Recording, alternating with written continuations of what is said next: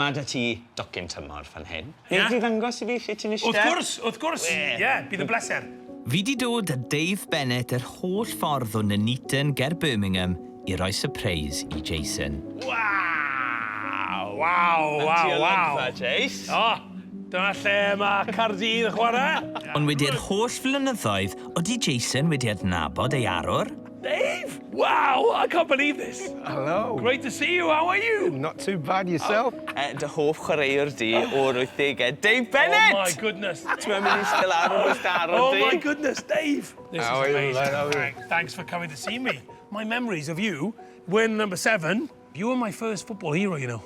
That's very nice. You're my first footballing hero. Thank you. Mae Dave yn cofio'r 80au a chwarae i glwb pêl-drod Caerdydd fel amser gwych, ond yn llawn heriau. Were you and Gary the only two black players at Cardiff City at the time? Yeah, it was very difficult for black players at the time. You had to endure so much abuse from the terraces back then, didn't you? Unbelievable. Because if you weren't doing well, Yeah. you got to know about it. And obviously being a black player at the time, they let me know about it a little bit more than, say, the average white guy. But we didn't realise what we were doing with breaking down barriers. It has come a long way, but there's still a long way to go. Jason, you touched upon the racism you experienced growing up in Cardiff. What was it like for 8-year-old Jason to see Gary and Dave on the pitch? Well, they were just amazing players, though. You know, we saw them as, like, incredible footballers. And most importantly, they were wearing the blue shirt. So it doesn't matter who you are, and that's what I'm proud about this football club.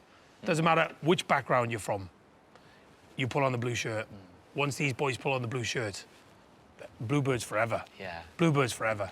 Jace, would it be fair to say if Dave's your #1 favourite all-time player, would Gary be in #2? Definitely. I mean, it's a shame that he's not here, Yeah, he would. isn't it? Yeah, exactly. Yeah, It would be a shame he's not here. But you know me, Jace. No way. I've been working hard. Oh, my goodness.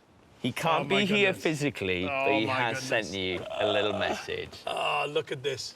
It's fantastic to hear that I've been an inspiration and an influence in your life.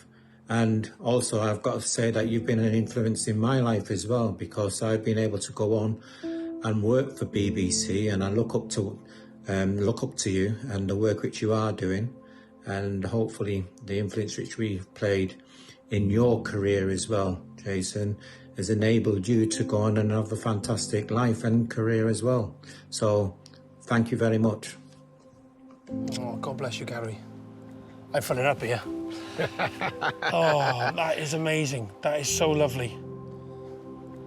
Diolch, Ows. Thank you so much. Diolch mor iawn. Diolch. Mae hwn yn anhygoel.